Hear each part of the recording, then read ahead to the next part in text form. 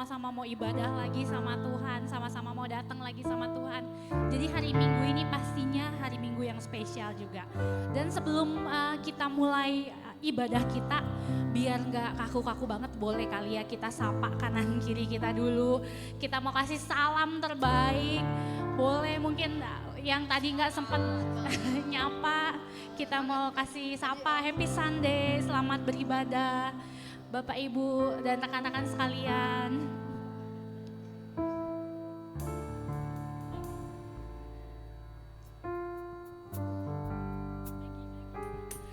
Oke, sebelum beribadah aku mau ingetin lagi kalau kita punya habit di ibadah kita dan ini akan jadi budaya kita. Yang pertama adalah honor the present. Hari ini kita akan menghormati setiap hadiratnya Tuhan. Hari ini benar-benar akan jadi hari di mana kita dan Tuhan.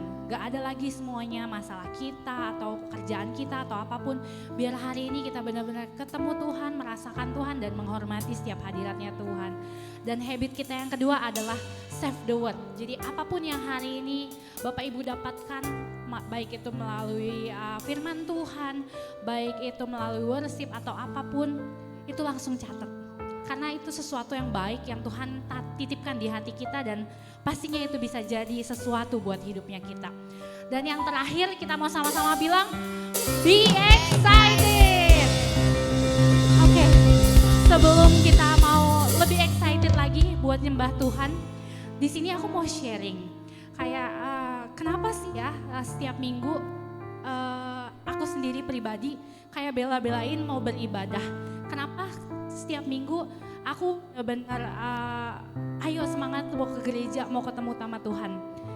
Salah satu jawabannya adalah buat aku pribadi adalah karena kita mau datang sama Tuhan yang setia. Tuhan kita itu Tuhan yang setia. Our God is a faithful God. Dan aku mau bagiin, ya aku dapat ayat ini di minggu ini dan aku mau sharing juga ke Bapak Ibu sekalian. Ayatnya itu ada di Yesaya 46 ayat 4. Aku mau bacain buat Bapak Ibu. Bunyinya, sampai masa tuamu aku tetap dia. Dan sampai masa putih rambutmu aku menggendong kamu. Aku telah melakukannya dan mau menanggung kamu terus. Aku mau memikul kamu dan menyelamatkan kamu. So hari ini, ayo kita ampiri ayat Allah kita yang setia. Di ayat ini ngomong kalau ya Tuhan tuh mau memikul kita terus gitu.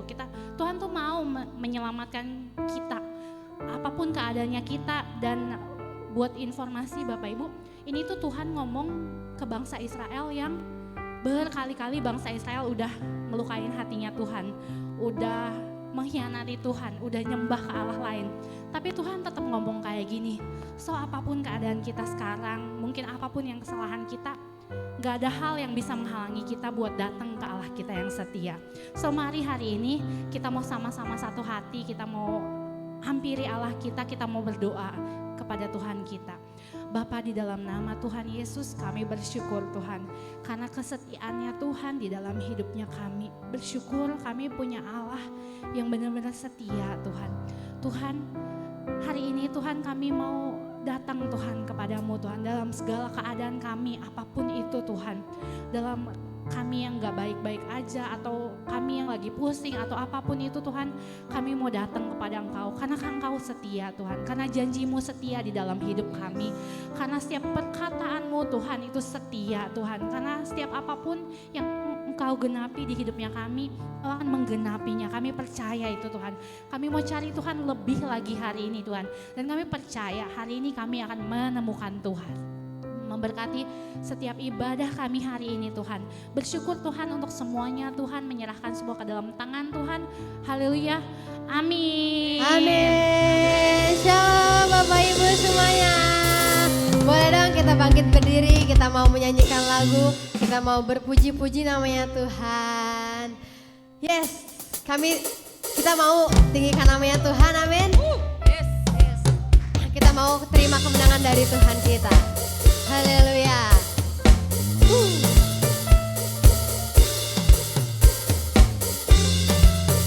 Yes Tuhan, mari katakan. Kami yang telah ditebus dengan darah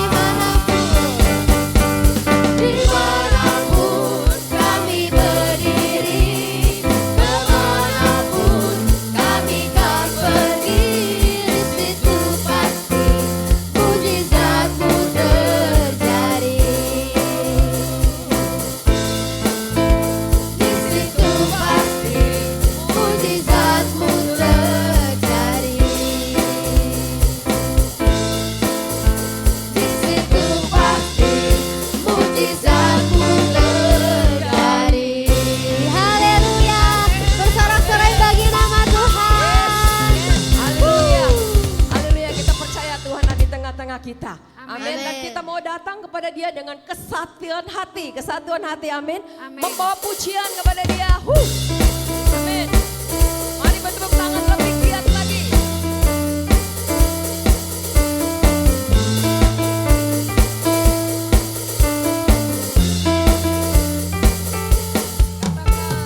Kami datang bawa pujian, bersama memuji-Mu Tuhan.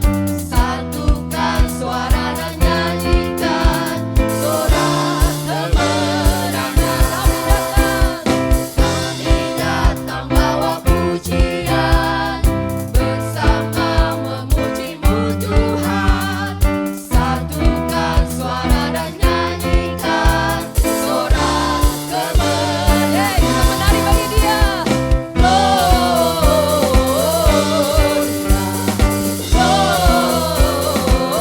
Gloria, besar Tuhan, ditinggikan di atas segalanya.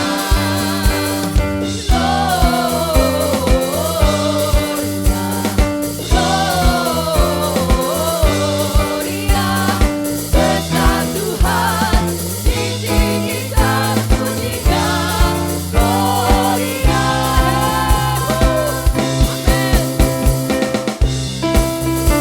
Kami datang Tuhan dengan kesatuan hati kami. Yes, membawa pujian bagi Allah kita.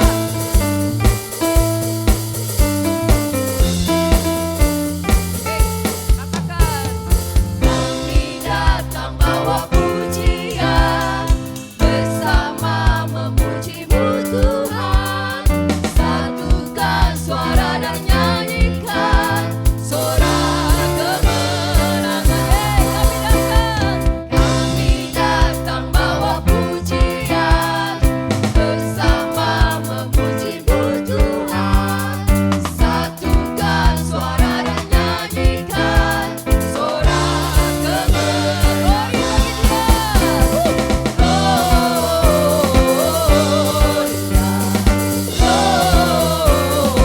Gloria, besar Tuhan, ditinggikan di atas segalanya.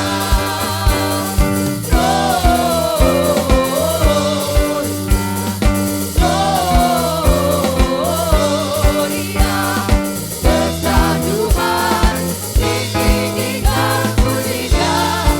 Gloria, we give you praise, we give you glory, we give you honor, we give you praise for all that you are. We give you glory, we give you honor, we give you praise. Gloria, we give you glory, we give you honor, we give you praise for all that you are.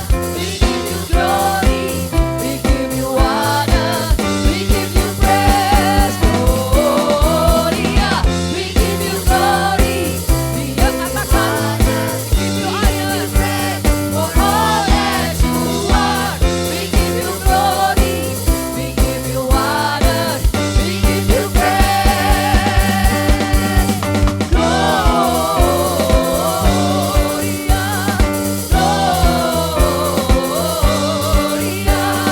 besar Tuhan, ditinggikan di atas segalanya. Gloria,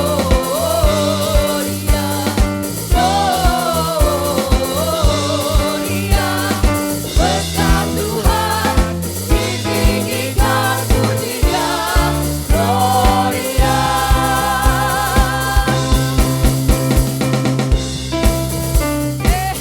Glory bagi nama-Mu Tuhan. Kami buat pujian yang tertinggi bagi-Mu Tuhan. Katakan sama-sama. Gloria. Tepuk tangan yang meriah buat Allah kita. Berikan pujian yang tertinggi bagi Dia. Tepuk tangan lebih semangat lagi. Yes. Yes. Haleluya. Wow, Bapak Ibu udah sedikit panas ya. Ya lumayan lah ya buat pemanasan. Kita sekarang mau datang sama Tuhan, mari siapkan hati kita masing-masing pribadi. Mari kita datang sama Tuhan. Mari kita sembah namanya Tuhan. Kita mau tinggikan Tuhan. Kita mau ingat lagi kebaikan Tuhan. Kita mau kejar hadirat Tuhan. Yes, Jesus. Kami mau mengejar hadir-Mu Tuhan. Yes, Lord. Yes, Tuhan.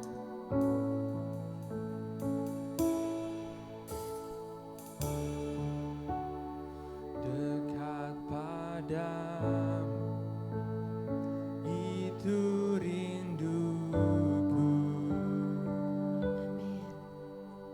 Amin.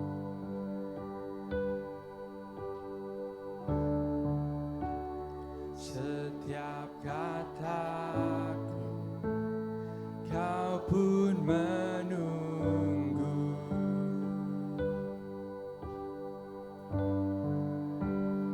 Tak kusangka ku temukan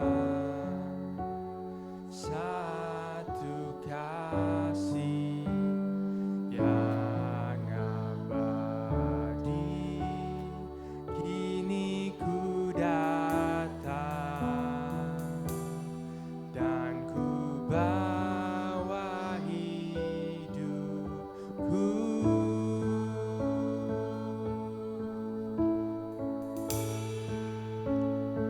Memandang wajahmu, mengikuti kebaikanmu, mengejar hadirmu dalam hidupku.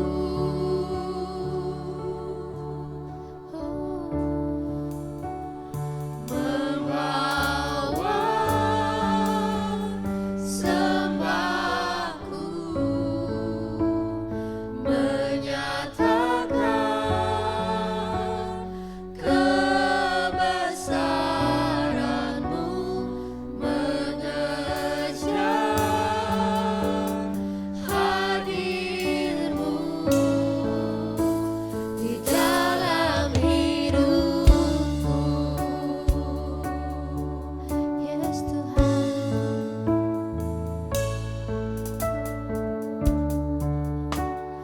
Dekat padamu, itu rinduku.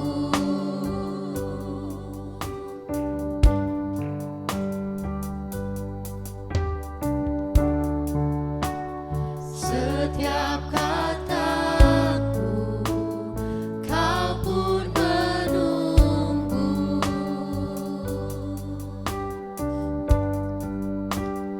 Tak kusangka ku temukan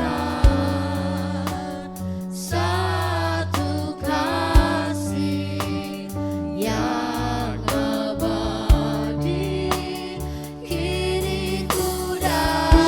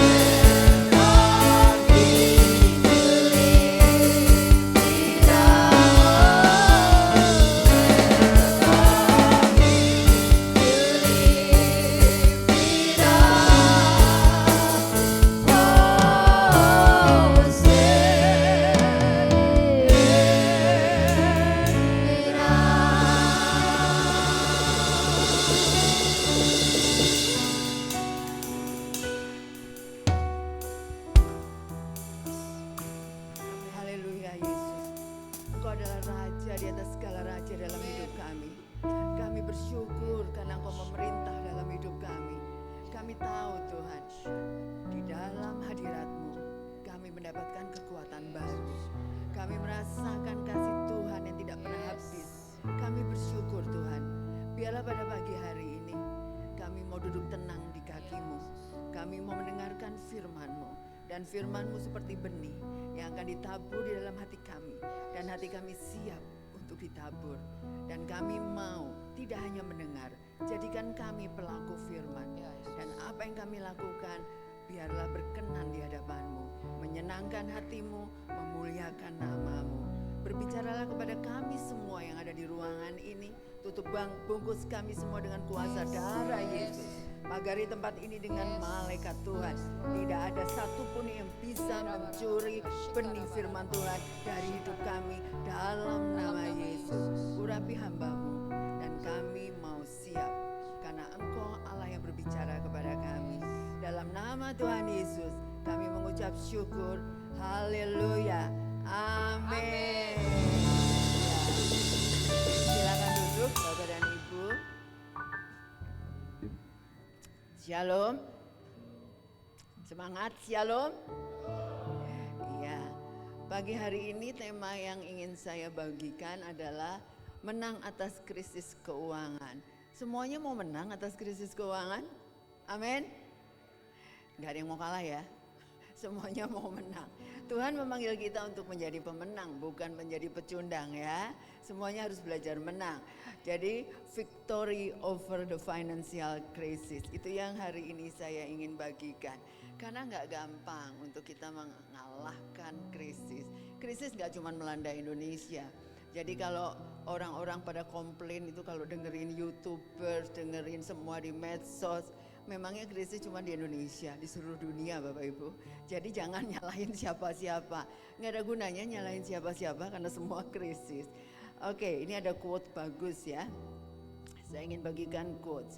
There may be people that have more talent than you, but there's no excuse for anyone to work harder than you do.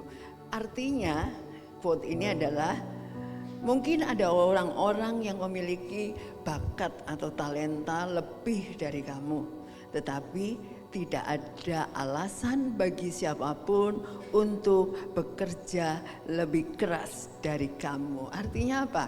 Kalau kita ngomong talenta atau bakat atau sesuatu yang kita mampu lakukan spesifik kita, banyak orang lebih keren di luar, betul nggak?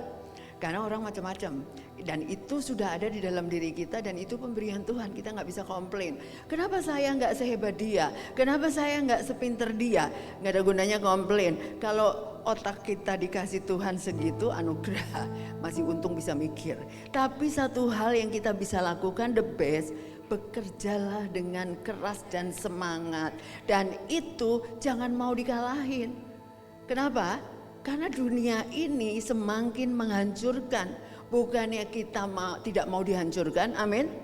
Kita semua harus menang atas dunia ini. Katakan kiri kanan, kamu pemenang. Saya ingat waktu saya dulu kerja, masih kepala puskesmas. Dan saya kerja keras bukan karena gaji besar. Gajinya kepala puskesmas itu kecil Bapak Ibu. Nah kalau pegawai negeri gajinya kecil. Tapi kenapa? Saya mau bekerja untuk Tuhan.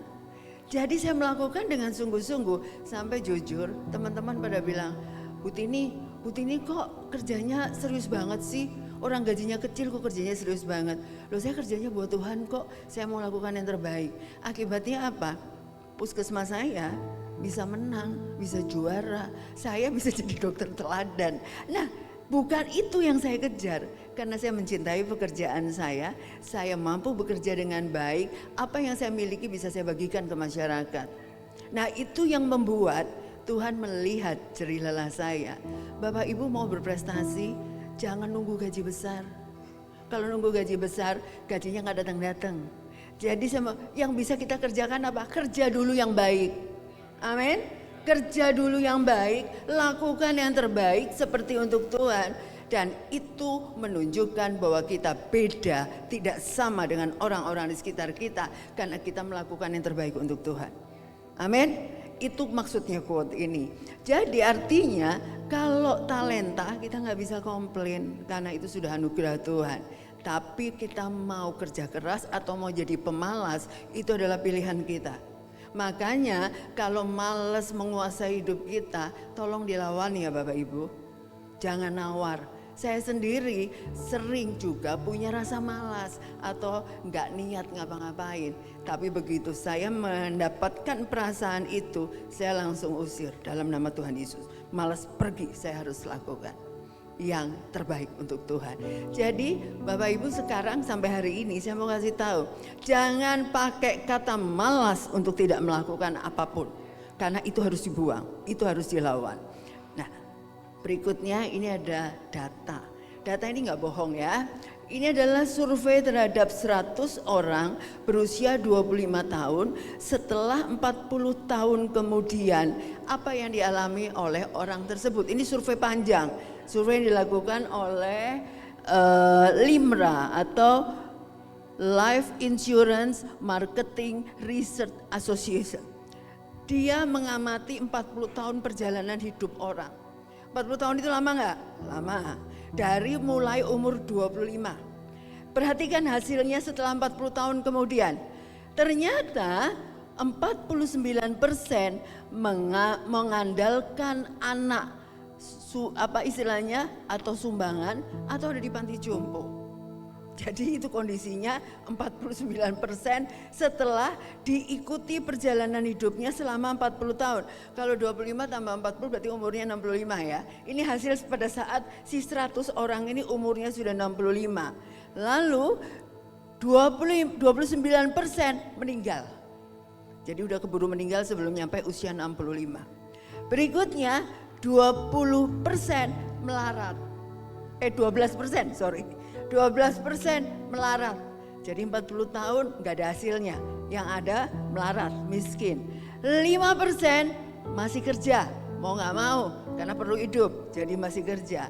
Lalu 4% mandiri. Puji Tuhan, gak ngerepotin anak, cucu, mantu, tetangga, teman, gereja, gak ngerepotin. Lalu 1% makmur. Makmur itu artinya duduk manis, investasi masuk. Jadi income pasif masuk. Bayangin 100 orang cuman satu yang makmur. Gampang apa susah ya? Ternyata betapa susahnya untuk durasi 40 tahun bermimpi satu hari kita akan menjadi yang paling atas, mandiri. Jadi sekarang dari piramid ini makin ke atas makin kecil. Bapak Ibu coba lihat posisi Bapak Ibu tapi dalam hati nggak usah ngomong sama sebelahnya. Kita ada di mana saat ini? Ada di posisi, kan belum meninggal ya, semua masih hidup, belum meninggal. Jadi hari ini yang di ruangan ini apa di posisi melarat, apa di posisi masih bekerja, apa di posisi mandiri, atau mungkin sudah makmur. Kalau umurnya belum 65, hitung masih berapa tahun lagi? Berapa tahun lagi umur kita 65, kita ada di tangga yang mana? Saya tahun ini umurnya 65. Jadi saya sudah tahu saya ada di posisi mana. Karena saya 65. Tapi Bapak Ibu yang belum 65 tinggal pilih startnya dari mana. Tapi yang sudah lewat 65 masih punya waktu untuk mengejar target. Mau di piramid yang paling atas atau yang di bawah-bawahnya. Semua gak ada yang mau yang di bawah ya. Ada yang mau siap-siap masuk panti jompo? Gak ada yang mau, panti jompo sekarang juga mahal. Artinya hidup itu pakai perencanaan Bapak Ibu. Nah slide berikutnya. Ini ada data lagi. Saya ambil dari data Ogeson yang ada di Google. Ternyata menunjukkan 60% pengguna pinjol didominasi oleh anak muda yaitu generasi Z yang berusia 19 sampai 34 tahun. Ayo ngaku atau ngaku, benar apa enggak? Benar atau benar? Jadi Rupanya ditipu nih generasi ini untuk kena pinjol. Lalu sementara sebanyak 40% menggunakan pinjol usia dewasa 35 sampai 54 tahun, tapi masih cukup besar. Generasi Z menurut data ya, saya baca di Google, generasi Z ini berperilaku YOLO dan FOMO. Apa itu YOLO dan FOMO? YOLO itu adalah singkatan You Only Live Once. Kamu cuma hidup sekali. Dan FOMO adalah singkatan Fear of Missing Out. Nanti saya akan jelaskan artinya.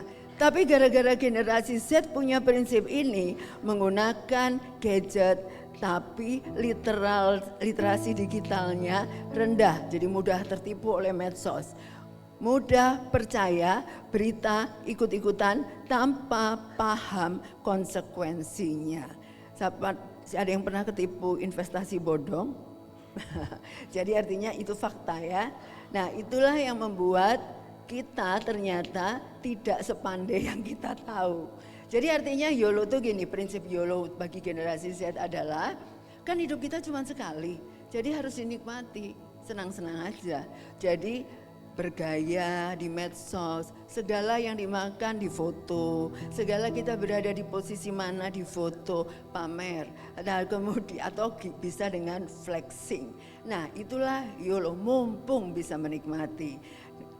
Akhirnya kebawa tren, kebawa arus, punya bergaya tertentu, duitnya kurang, dan akhirnya pinjam.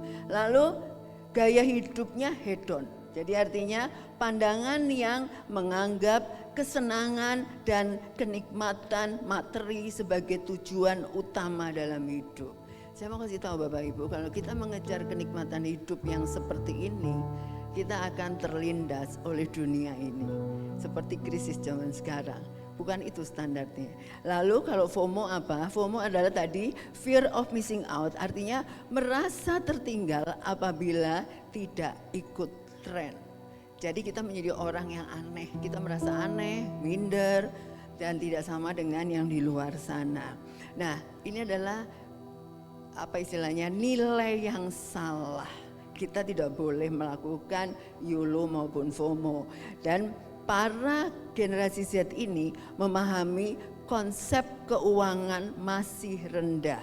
Akibatnya ya mereka tertipu dengan medsos dari sisi keuangan. Nah itulah kerugian dari generasi Z yang tidak memahami tujuan hidupnya. Selanjutnya kita lihat ayat firman Tuhan, Haggai 1 ayat 5 sampai 7. Ayat ini mengajar kita, hari ini akan kita kupas tentang kita menang atas krisis keuangan, karena krisis itu terjadi saat ini. Bapak Ibu baca yang kelima, saya baca ke-6, dan yang ke-7 kita baca sama-sama ya. Mulai Bapak Ibu ya, 1, 2, 3. Semestikanlah keadaanmu. Kamu menabur banyak, tetapi membawa pulang hasil sedikit. Kamu makan, tetapi tidak sampai kenyang. Kamu minum, tetapi tidak sampai puas. Kamu berpakaian, tetapi badanmu tidak sampai panas. Dan orang yang bekerja untuk upah, ia bekerja untuk upah yang ditaruh dalam pundi-pundi yang berlubang. Ayat 7 sama-sama. Beginilah firman Tuhan semesta alam, perhatikanlah keadaanmu. Ini penekanannya 2 kali, perhatikanlah keadaanmu.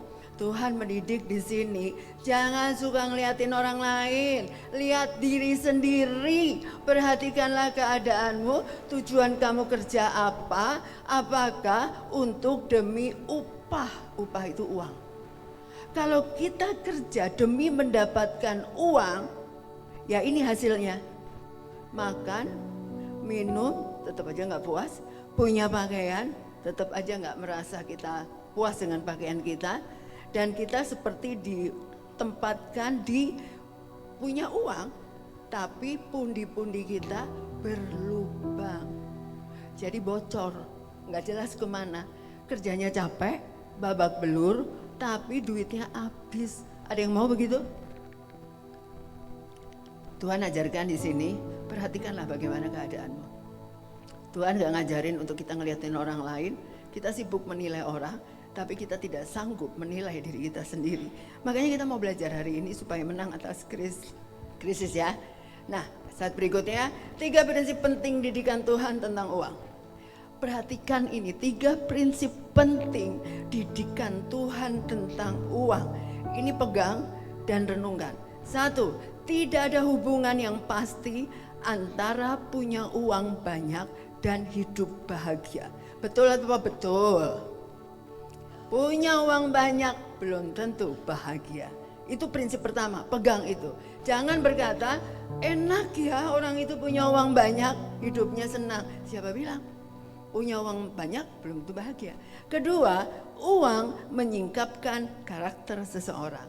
Jadi karakter asli dari orang itu kelihatan bagaimana dia memegang uang.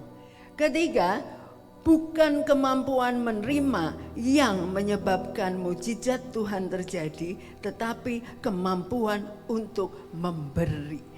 Perhatikan 3 kata kunci ini yang kita akan kupas hari ini. Bahwa gak ada hubungannya punya uang banyak dengan bahagia, dan karakter orang terbukti dengan uang yang dia pegang. Cara dia ngelola uang, itulah karakter aslinya. Ketiga, kalau mau mukjizat Tuhan terjadi dalam hidup kita, bukan dari kita menerima berkat, tapi bagaimana kita mampu memberi. Itulah letak mukjizat Tuhan. Nah, makanya kita mulai kupas. Slide berikutnya, ada 2 cara untuk menang atas krisis keuangan. Mau cara Tuhan atau mau cara sendiri? Pilihan ada di tangan kita. Kalau pakai cara sendiri, ya silahkan coba.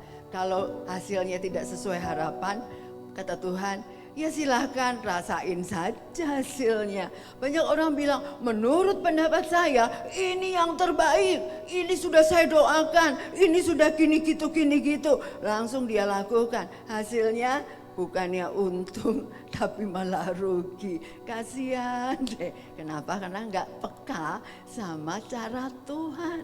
Nah, makanya hari ini kita belajar apa sih bedanya cara sendiri dan cara Tuhan. Slide berikutnya, sekarang kita lihat cara sendiri. Ada di Yeremia 17 ayat 5. Cara sendiri adalah, beginilah firman Tuhan. Terkutuklah orang yang mengandalkan manusia, yang mengandalkan kekuatannya sendiri, dan yang hatinya menjauh daripada Tuhan. Ada 2 poin yang saya garis bawahi di ayat ini. 1, mengandalkan manusia dan kekuatannya sendiri. Yang kedua, hatinya menjauh dari Tuhan. Perhatikan, biar kita bilang itu kata Tuhan, tapi kita sendiri tidak setia, hubungan kita dengan Tuhan tidak selalu dekat, itu namanya bullshit. Jadi itu gak bisa ditipu. Tuhan akan membuktikan itu cara kamu atau caraku, kata Tuhan, dari hasilnya. Kalau hasilnya tidak sesuai dengan apa yang Tuhan mau, itu berarti sebetulnya cara kamu sendiri. Jadi perhatikanlah bahwa kalau pakai cara Tuhan, kadang-kadang bertentangan dengan hati nurani kita, tetapi hasilnya amazing, luar biasa. Nah, karena itulah betapa pentingnya kita pakai cara Tuhan. Saya sampai hari ini bersama suami selalu belajar sepakat sekalipun tidak sama dengan isi hati saya. Saya waktu itu, ini kesaksian sedikit. Mobil kami kan bukan mobil muda. Saya beli waktu saya masih aktif bekerja. Dari waktu saya bekerja, saya tidak pernah punya mobil lebih dari 5 tahun. Kalau lebih dari 5 tahun saya anggap udah mobil tua dan saya harus ganti mobil, beli baru untuk supaya tidak terlalu merongrong untuk ganti spare part. Saya pikir lebih baik mobil baru, 5 tahun jual, 5 tahun jual. Tapi begitu pensiun, saya nggak mungkin lakukan itu. Karena penghasilan pensiun saya nggak akan cukup untuk bayar cicilan mobil. Akhirnya mobil kami jadi mobil yang di atas 5 tahun. Kalau nggak salah udah masuk 8. Saya beli berarti waktu masih bekerja. Ternyata begitu, saya nggak terlalu tahu spare part, suami saya juga nggak terlalu jago. Tapi Michael lebih tahu. Waktu Michael setir, dia bawa mobil saya setir, dia bilang, "Ma, ini harus dibetulin ininya, itunya, ininya itu." Saya sama suami saya pandang-pandangan, itu semua kan uang ya. Dia bilang, waduh gaji kami tidak cukup. Nah terus akhirnya anak-anak tahu itu, nah, apa mau dibantu? Enggak, saya nggak mau ngerepotin anak-anak. Akhirnya udah nanti mama papa beresin sendiri. Akhirnya mobil kami bawa pulang dan suami saya bilang, uangnya belum nggak ada, udahlah pasrah aja, doa aja, tumpangin tangan mobilnya. Betul, kami tumpangin tangan mobilnya, doain aja. Berjalannya waktu, ketemu lagi sama Michael. Ma, mobilnya udah dibawa ke bengkel? Belum. Kenapa? Nanti takutnya rusaknya makin parah. Apanya lah, apa. Terus saya tanya, kalau masuk bengkel sekitar, suami saya cari tahu dengan beberapa spare part. Masuk bengkelnya harus Toyota karena mobil saya Toyota. Dan butuh minimal di atas 5 juta something. Wah, nggak bisa. Apa yang terjadi? Saya bilang sama anak-anak, nggak usah khawatir, tenang aja, diem aja udah. Mama papa nanti akan beresin. Kapan? Segera, tapi nggak tahu. Kami cuma bisa berdoa. Tiba-tiba suatu hari, dari sejak kita berdoa, satu malam saya dapat WA dari sepupu kami. Dia bilang gini, Cici, rumahnya Mami, jadi kami punya rumah orang tua, ada di Menteng Asri, sudah 20 tahun nggak ditinggalin, diam aja, nggak pernah diapa-apain. Kita mau jual, tapi sekarang karena krisis, kita rencana jualnya nanti-nanti. Tiba-tiba ada yang bilang, Bu, boleh nggak saya kontrak? Dengan nggak panjang ABC, dalam waktu 10 menit, dia langsung transfer uang untuk kontrak. 20 tahun loh nggak diisi. Terus itu rumah udah bocor, nggak apa-apa, biarin, karena dia rupanya tukang sayur yang butuh tempat karena sayurnya tadinya di bedeng, dia harus nggak boleh jualan di bedeng, harus rumah. Jadi ada penertiban dari wali kota ya. Dan akhirnya dia transfer uang dan dia pakai rumah apa adanya itu, dia perbaiki, dia betulin, dia sendiri. Saya bilang apa gitu, segitu aja, biarin Bu.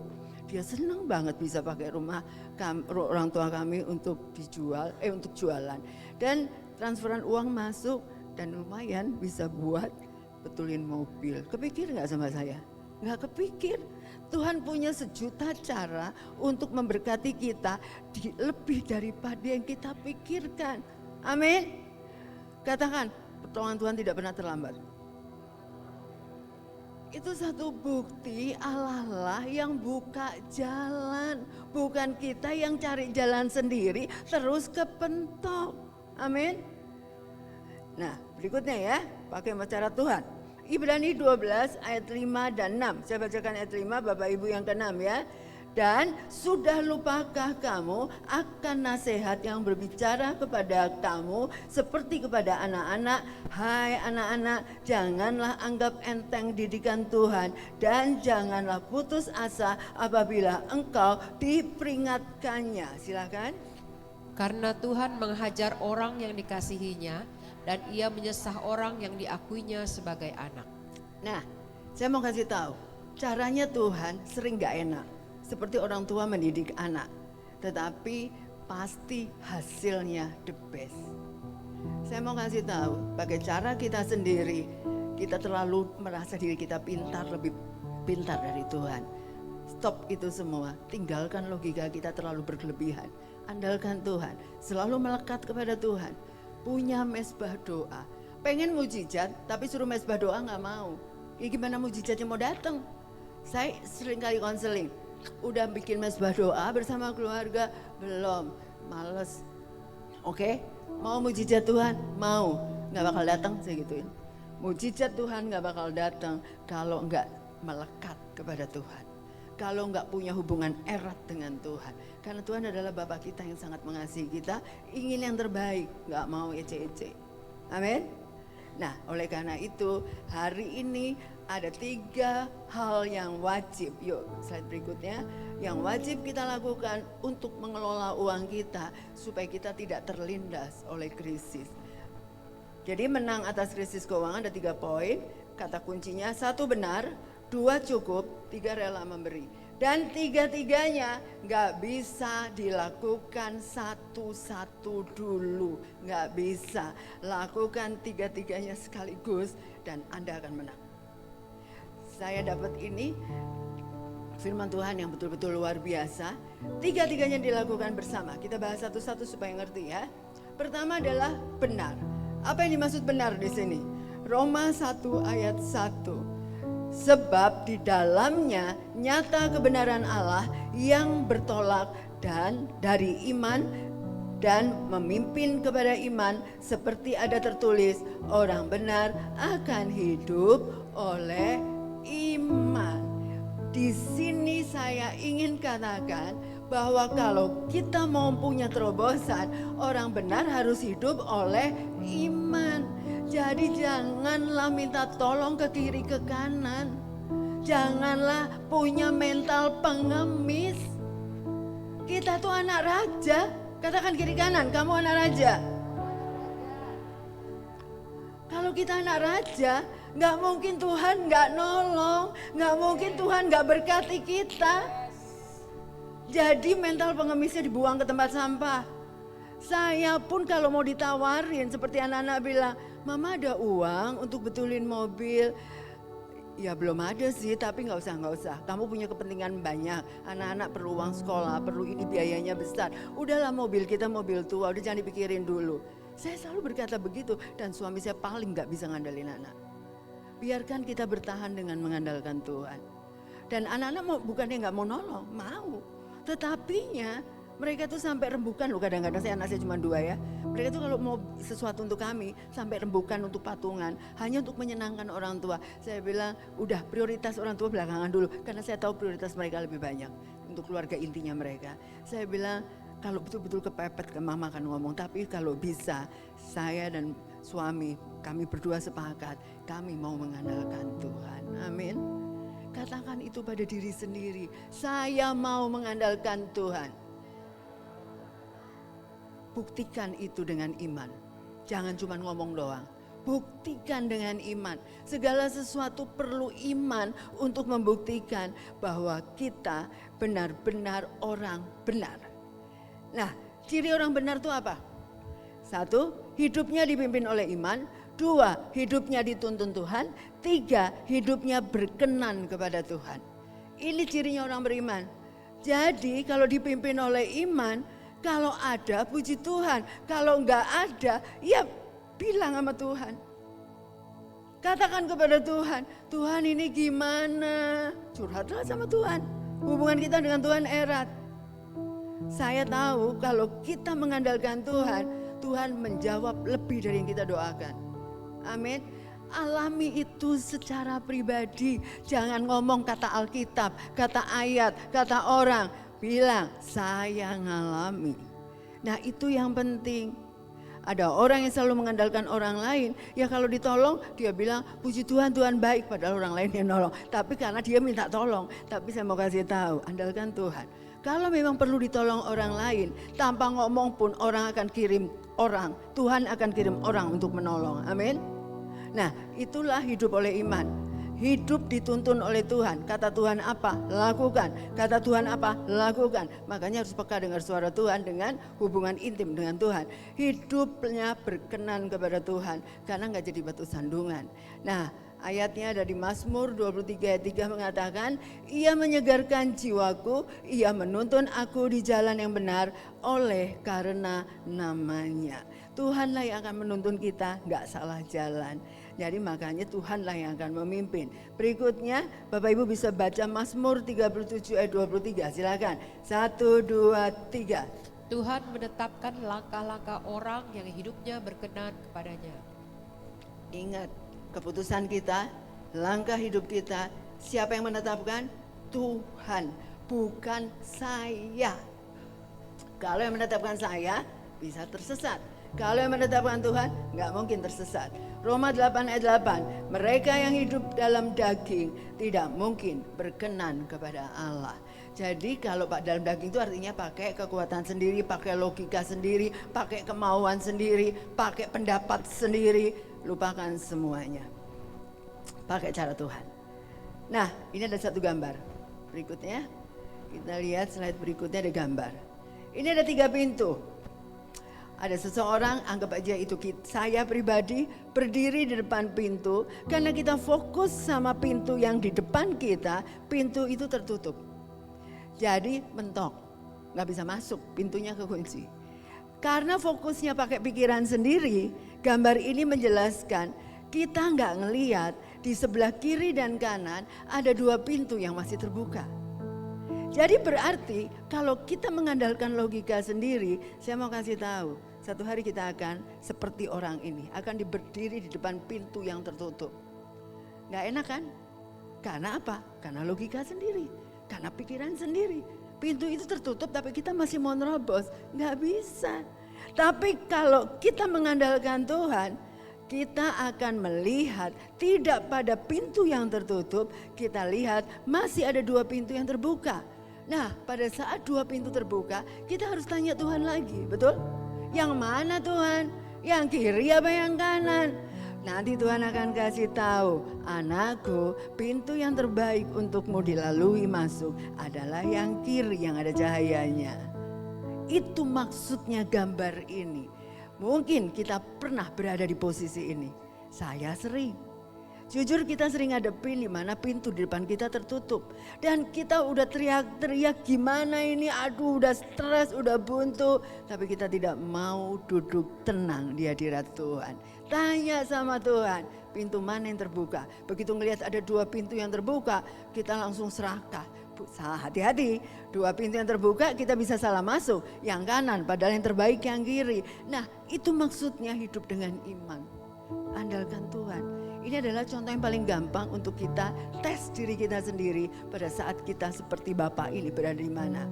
Nah, makanya melekat kepada Tuhan, hubungan erat dengan Tuhan nggak bisa ditinggalkan. Itu yang membuat kita bisa mendapatkan jalan yang tepat sesuai dengan kehendak Tuhan. Ini quote yang bagus, berikutnya lagi, slide berikutnya. Orang benar mencari uang dengan cara benar dan mengelola uang dengan benar. Amin. Katakan kuat-kuat, amin. Saya orang benar.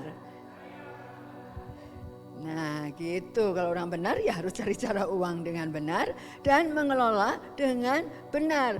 Artinya benar ini bukan benar menurut saya ya. Artinya benar di sini adalah menurut cara Tuhan. Dan selalu ada ayat pendukungnya. Pentingnya baca Alkitab, cari konfirmasi ayat pendukungnya keputusan kita hari ini. Jadi kalau belum nemu ayat, jangan-jangan itu adalah maunya saya sendiri, bukan pendapat sendiri atau dengan khotbah, dengerin khotbah di YouTube. Hati-hati ya Bapak Ibu, sekarang banyak orang dengerin khotbah di YouTube, dengerin TikTok, dengerin semua banyak khotbah yang menyesatkan, yang kita bisa salah mengambil keputusan. Saya ingat minggu lalu diajak Pastor Chris untuk berkumpul dengan Case Family Synode, yaitu dengan acara, dan Pastor Nala menyampaikan satu hal yang saya ingin bagikan. Pastor Nala bilang begini, ingat ya generasi zaman sekarang sama setan, setiap hari kita ngadepin setan. Setan kan masih ada di bumi ini, dan ingat setannya udah tua. Umurnya jauh lebih tua dari kita. Ribuan tahun yang lalu setan udah ada di dunia. Nah umur kita berapa? Jadi umur kita sama setan tuaan mana? Tuaan setan. Jadi kalau setan lebih cerdik, lebih licik, lebih jahat, lawan kita yang sekarang ini umurnya segini, ya kalau kita gak melekat kepada Tuhan, kita tertipu pasti. Udah pasti kita akan disesatkan, karena itu adalah setan tua, ular tua yang sudah punya banyak pengalaman menyesatkan manusia ribuan tahun. Umurnya udah ribuan tahun si setan itu. Nah kita umurnya berapa? Kan di sini nggak ada yang umur 100 tahun ya. Nah artinya liciknya, cerdiknya masih pinteran setan dalam hal menipu. Makanya dia bapak, mereka disebut setan itu adalah bapak segala dusta. Makanya saya mau kasih tahu, kembali lagi back to Bible. Mintalah nasihat Tuhan, bisa konsultasi dengan gembala yang ada atau otoritas rohani yang ada. Itulah hidup orang benar. Itu yang disebut benar. Bukan benar menurut saya, benar menurut Tuhan. Yang kedua adalah cukup. Ayatnya ada di Filipi 4 ayat 11. Ayo silakan Bapak Ibu baca. 1, 2, 3. Kukatakan ini bukanlah karena kekurangan, sebab aku telah belajar mencukupkan diri dalam segala keadaan. Ya, ini adalah perkataan Paulus kepada jemaat di Filipi, bahwa kita harus belajar mencukupkan diri dalam segala sesuatu. Kalau nggak ada, jangan maksa, jangan ngutang. Ya udah, tunda aja sampai ada. Nah, oleh karena itu kita harus belajar mengerem keinginan daging kita. Jangan pakai ilmu matematika. Kalau pakai ilmu matematika kita akan frustasi dan stres. Contohnya kalau kita hitung kebutuhan kita 1 bulan lebih dulu dan uang yang kita pegang di awal bulan, kita akan mikir akan kurang. Belum bayar listrik, belum bayar air, belum bayar uang sekolah anak dan sebagainya. Nah, saya mau kasih tahu, kalau kita selalu hidup dengan stres seperti itu, kita akan punya mental pengemis Bapak Ibu. Kan kita harus jadi orang benar. Cukupkan dengan berapapun nilai uang yang kita pegang. Berhematlah, berhati-hatilah dengan pengeluaran. Jangan ngikutin keinginan, tetapi betul-betul keperluan yang urgent, yang prioritas. Nah, ini perlu belajar, ada seminar khusus untuk ini ya. Berikutnya adalah saya mau kasih tahu, untuk mencukupkan ini perlu latihan, perlu komitmen, perlu menyalipkan keinginan daging kita. Jadi jangan pernah bilang bahwa saya punya iman yang kuat, tetapi ternyata tiap kali selalu mengeluh berkekurangan. Artinya dia tidak melekat kepada Tuhan. Karena apa? Karena selalu kurang. Ya karena tidak pernah mengandalkan Tuhan. Jangan pernah ya. Jadi di Hagai 1 ayat 5-7 tadi yang kita baca, perhatikan. Jangan-jangan kita udah kerja keras, pundi-pundi kita berlubang. Kenapa? Apapun yang kita dapat bocor keluar nggak jelas. Belum masuk bulan baru kita sudah kekurangan karena pundi-pundi kita berlubang. Jadi hati-hati kalau kita salah mengelola karena tidak mengikuti kehendak Tuhan, tapi cara daging kita yang mengelola dengan cara yang salah. Saya mau kasih tahu, pada saat kita tidak taat kepada firman Tuhan, itulah celah untuk iblis datang membuat lubang di pundi-pundi kita. Ingat itu. Kalau ditanya, kenapa saya selalu berkekurangan? Jawabannya, adakah firman Tuhan yang belum kamu lakukan? Itu jawab sendiri. Kalau ada firman Tuhan yang belum kita lakukan, itulah pundi-pundi kita berlubang. Saya mau kasih tahu, sampai kapanpun hidupmu terus berkekurangan. Karena pundi-pundi kita berlubang, kata di Hagai tadi. Jadi kalau mau tidak berkekurangan tapi berkecukupan minimal, bahkan berkelebihan, jangan sampai pundi-pundinya berlubang. Supaya apa pundi-pundinya? Supaya uang kita terpakai dengan baik. Dengan cara apa? Dengan hubungan erat dengan Tuhan, kata Hagai. Nah, berikutnya Matius 6 ayat 31 sampai 33. Saya bacakan 31, Bapak Ibu 32 dan 33 sama-sama ya. Sebab itu janganlah kamu khawatir dan berkata, apakah yang akan kamu makan, apakah yang akan kamu minum, apakah yang akan kamu pakai. Silakan. Semua itu dicari bangsa-bangsa yang tidak mengenal Allah. Akan tetapi Bapamu yang di surga tahu bahwa kamu memerlukan semuanya itu. Sama-sama, mari. Tetapi carilah dahulu kerajaan Allah dan kebenarannya, maka semuanya itu akan ditambahkan kepadamu. Amin. Semua yang kita perlu, karena Tuhan yang menciptakan kita, Tuhan tahu. Jadi nggak mungkin Tuhan diam saja. Tuhan mau kita mencari kebenaran kerajaan Allah. Makanya hari ini ada kelas spiritual journey. Bagi yang belum ikut, sebaiknya ikut. Kenapa? Supaya kita tahu firman Tuhan lebih dalam lagi dan mengenal Allah. Dan saat itulah kita akan mengalami terobosan secara finansial. Amin. Nah, poin terakhir, rela memberi adalah kriteria untuk sukses dalam finansial. 2 Korintus 9 ayat 6 sampai 8. Saya baca ayat 6, Bapak Ibu 7 dan 8 sama-sama.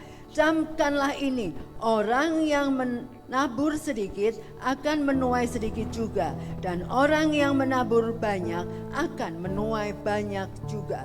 Silakan.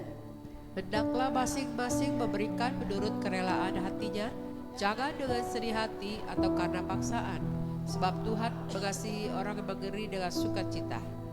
Sama-sama.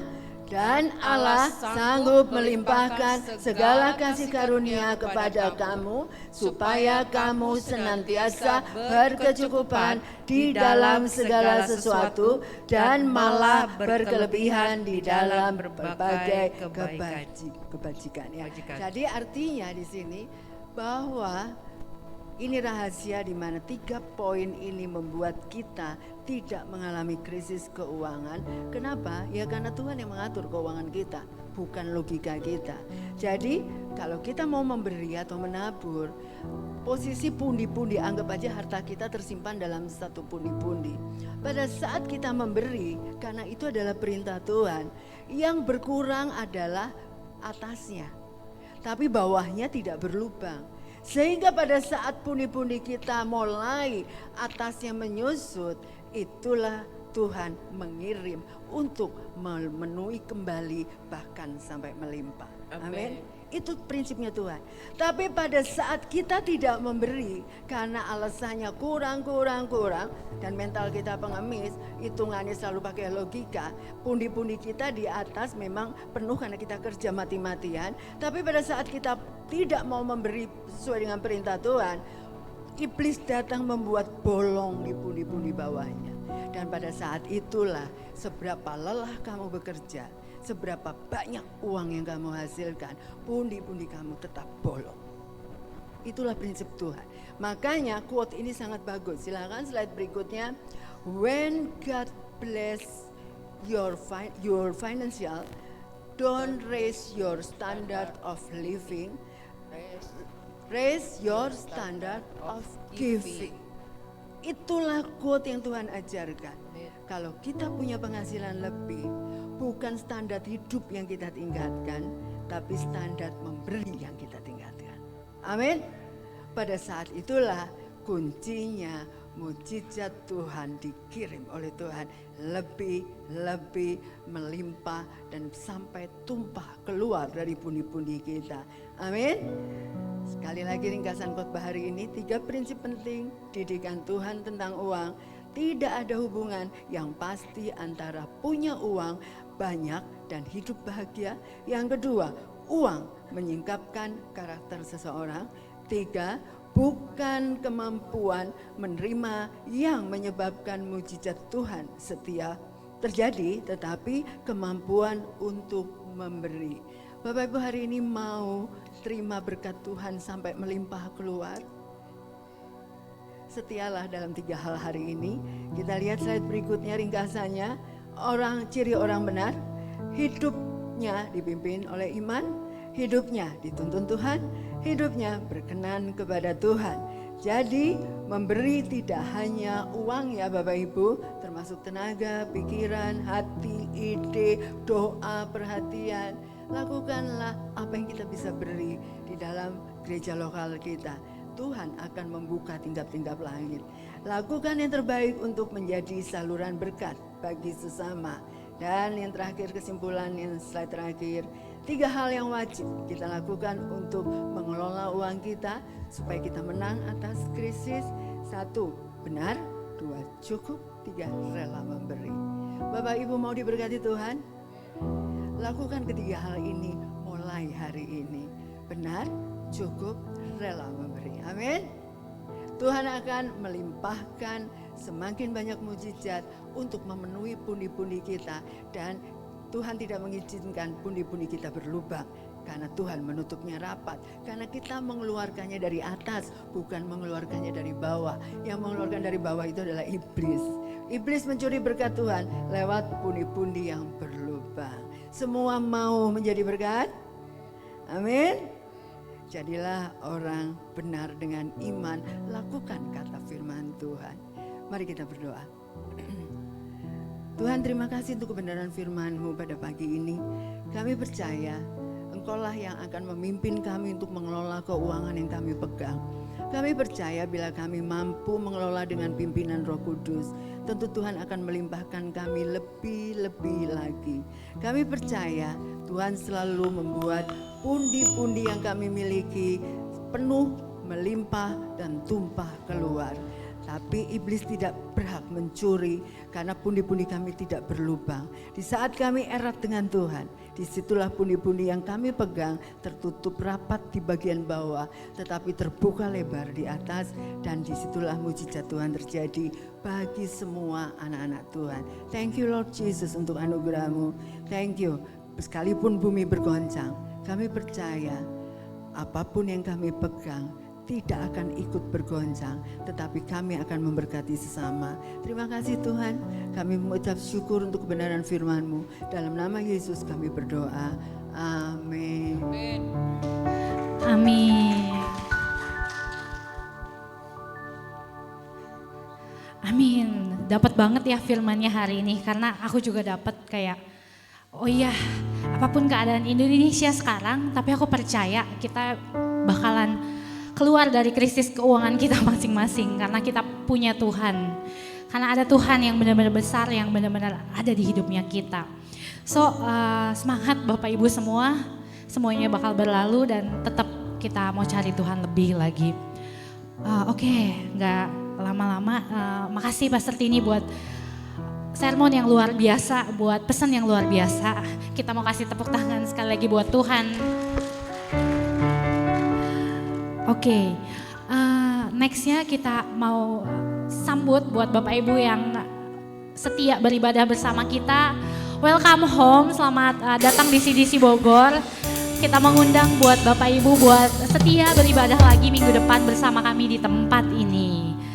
Dan nextnya kita juga mau kasih sesuatu, kasih persembahan buat Tuhan. Ini kita mau langsung praktekin poin ketiga ya yang tadi, rela membeli. Dan sebelum mau kasih persembahan, aku juga mau sharing ayat. Jadi sedikit cerita, ayat ini itu aku dapat dari renungan firman Tuhan yang aku baca bareng sama anak-anak Eros. Kita lagi baca kitab Kisah Para Rasul. Nah, di kitab ini bercerita soal cara hidup jemaat mula-mula, dan ini benar-benar menarik, bukan menarik ya, tiba-tiba aku dapat gitu dari ayat ini, dan aku mau share juga kebenaran pas banget dengan memberi gitu. Jadi ayatnya itu agak panjang, ayatnya itu ada di Kisah Para Rasul 4 ayat 32 sampai 35. Aku bacain buat Bapak Ibu. Jadi ayatnya itu berbunyi, adapun kumpulan orang yang telah percaya itu, mereka sehati dan sejiwa, dan tidak seorang pun yang berkata bahwa sesuatu dari kepunyaannya adalah miliknya sendiri, tetapi segala sesuatu adalah kepunyaan mereka bersama. Di ayat 33, dan dengan kuasa yang benar, rasul-rasul memberi kesaksian tentang kebangkitan Tuhan Yesus, dan mereka semua hidup dalam kasih karunia yang melimpah-limpah. Sebab tidak ada seorang pun yang berkekurangan di antara mereka, karena semua orang yang mempunyai tanah atau rumah menjual kepunyaannya itu, dan hasil penjualan itu mereka bawa dan mereka letakkan di depan kaki rasul-rasul, lalu dibagi-bagi kepada setiap orang sesuai dengan keperluannya. Wow, jadi di ayat ini bisa Bapak Ibu lihat juga ada beberapa kata-kata yang menarik, yaitu sesuatu dari kepunyaannya mereka itu gak ada yang miliknya mereka sendiri, tapi milik bersama. Itu yang pertama. Terus yang kedua, mereka semua hidup dalam kasih karunia yang berlimpah-limpah. Gak ada satupun dari mereka yang kekurangan. So dari ayat ini aku dapat banget kayak, oh iya ya, ternyata hartanya kita pribadi ini ya memang miliknya Tuhan gitu. Dari awal Tuhan membangun jemaat dan sampai sekarang di jemaat CDC ini aku percaya prinsip ini masih berlaku gitu. Kalau hartanya kita adalah miliknya Tuhan. Dan di situ ada mereka bilang mereka itu sehati sama sejiwa, dan aku percaya di gereja ini juga ada kesatuan hati, ada visi Tuhan yang ditanamkan di gereja ini yang Tuhan mau kerjakan, dan ada sesuatu yang mau Tuhan lakukan. Jadi bagiannya kita adalah yaitu kita memberi untuk pekerjaannya Tuhan di tempatnya ini. Terus mereka itu hidup dalam setelah mereka memberi, mereka gak ada yang kekurangan. Mereka itu semua hidup dalam kasih karunia yang berlimpah-limpah. Dan kalau Bapak Ibu semua mau renungin ayatnya di Kisah Para Rasul 5, ada kisah soal Ananias dan Safira. Kalau ada yang tahu ceritanya, nanti mungkin bisa dibaca. Mereka ini kenapa? Mereka ini pasangan suami istri yang mau memberi juga sebenarnya, tapi gak sepenuh hati. In the end mereka berdua-duanya mati seketika. Jadi dari poin itu kayak, oh sepenting itu Tuhan nekenin kalau ya yang penting hati kita gitu untuk memberi. Hati kita yang benar-benar kita harus sadar kalau hartanya kita itu miliknya Tuhan. So hari ini aku mau mengajak Bapak Ibu buat ayo memberkati memberkati pekerjaan Tuhan di tempat ini. Karena hartanya kita itu miliknya Tuhan. Jadi ayo seperti jemaat mula-mula kita juga mau semangat, mau membangun rumah Tuhan di tempat ini dengan hartanya Tuhan yang dititipkan ke kita. Jadi kita persiapkan persembahan terbaik buat Tuhan hari ini. Persembahan Bapak Ibu bisa ditransfer ke rekening yang ada di layar atau pakai QR yang ada juga bisa, atau memasukkan uangnya di dalam amplop dan dimasukkan ke kursi kotak yang belakang, kotak persembahan. Untuk menyiapkan persembahan kami memberikan waktu buat Bapak Ibu untuk menyiapkannya.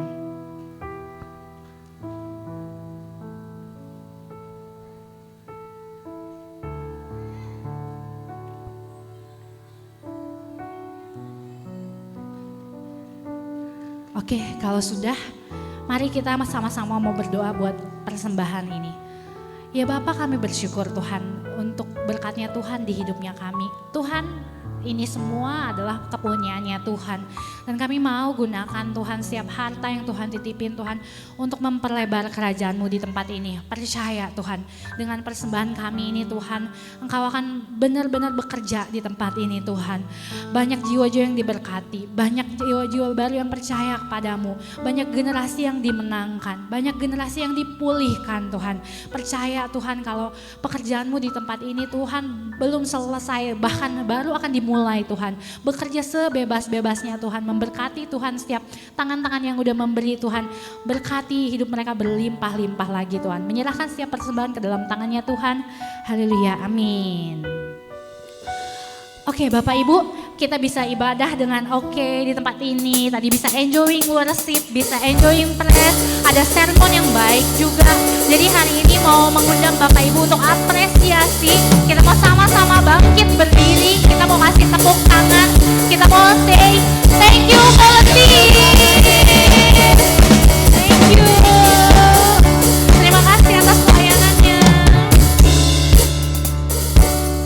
Oke, kita masuk ke pengumuman. Minggu depan, seperti yang tadi saya sudah mention di awal, kita akan ada tetap ibadah di sini, di tempat ini.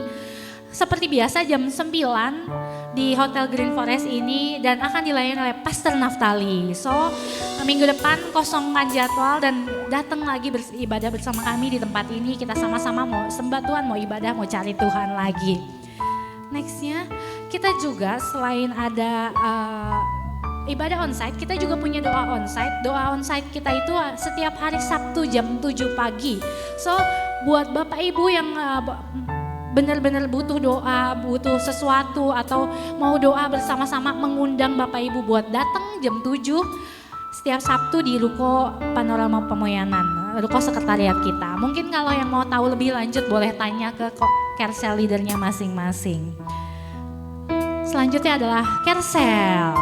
Kita punya carousel buat family, ibu-ibu, dan eros. Jadi buat Bapak Ibu yang belum terjoin ke kelompok-kelompok ini, menghimbau untuk ayo join bareng-bareng. Karena di sini Tuhan juga bekerja. Di kelompok-kelompok kecil ini kita bisa saling membangun, saling ngingetin, saling sharing. Jadi kita nggak nanggung setiap beban hidupnya sendiri gitu. Jadi kita ada teman-teman yang seiman yang bisa berdoa bersama-sama kita. Jadi ayo mengundang untuk join ke carousel juga. Nextnya adalah Encounter Class. Dimulai lagi hari ini. Ayo, kita mau dukung doa buat ada berapa? 8 ya. 8 peserta yang join di Encounter ini. Semua kita doakan mereka biar mereka lulus sampai akhir dan mereka mengalami Tuhan lebih lagi di kelas ini. Jadi untuk peserta Encounter yang hari ini mengikuti kelas, ada sedikit pengumuman setelah ibadah, nanti paling lambat jam 11 harus sudah menuju sekretariat ya. Jadi jam 11.15 semua proses di sana akan segera dimulai, jadi mengingatkan setiap peserta untuk langsung ke sana. Nextnya setelah ini jangan kemana-mana, seperti biasa kita ada coffee time. Di sini kita bisa fellowship, bisa sama-sama ngobrol dan update hidup dengan yang lain. Mungkin itu aja pengumumannya. Sekian pengumuman, mau mengundang Pastor Chris buat tutup dalam doa.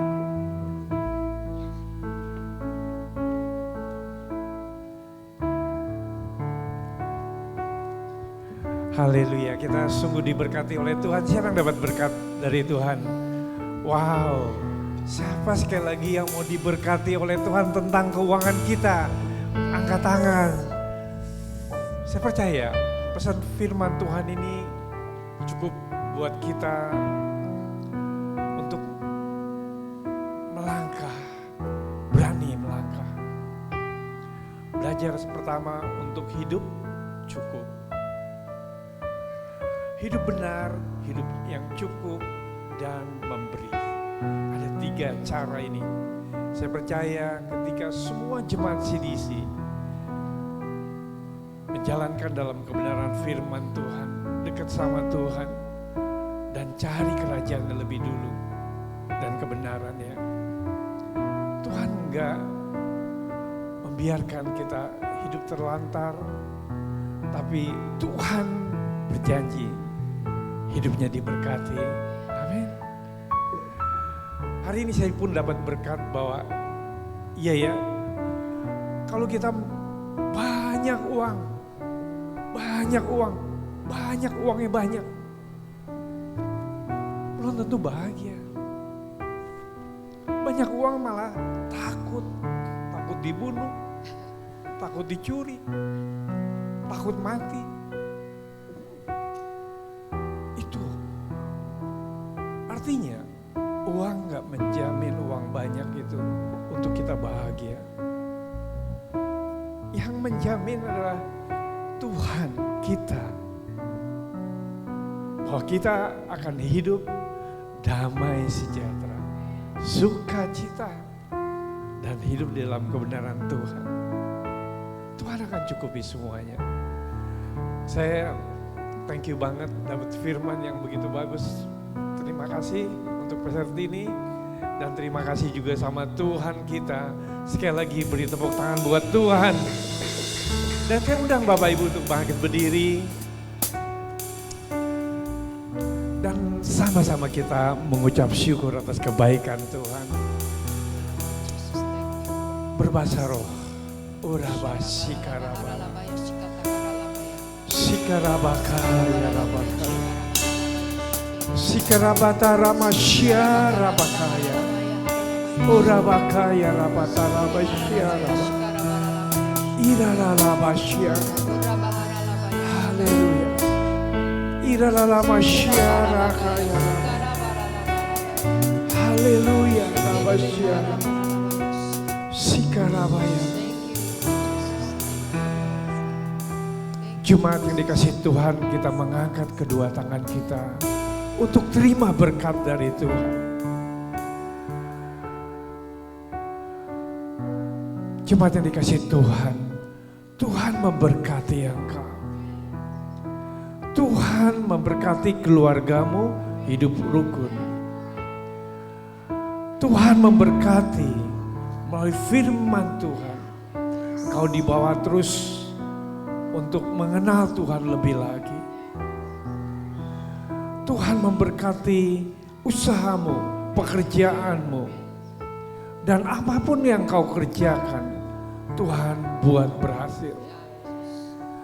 Tuhan melindungi engkau kemanapun kau pergi, dimanapun kau berada.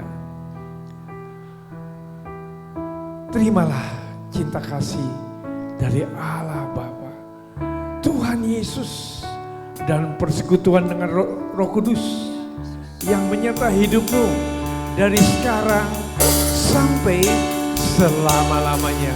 Di dalam nama Yesus yang sudah diberkati, katakan amin.